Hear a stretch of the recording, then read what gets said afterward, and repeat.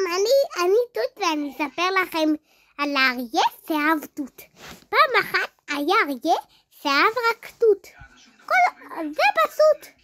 אבל אמא שלו הלוויה אמרה, אין תות. אך האריה התחיל לבכות וניגב כל היום בסמרטוט.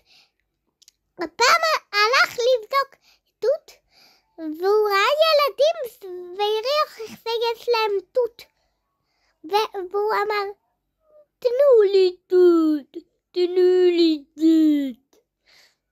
והם חשבו שהוא רוצה לטרוף אותם, אז הם ברחו ונפל להם התותים, והאריה אכל את כל התותים ואותי.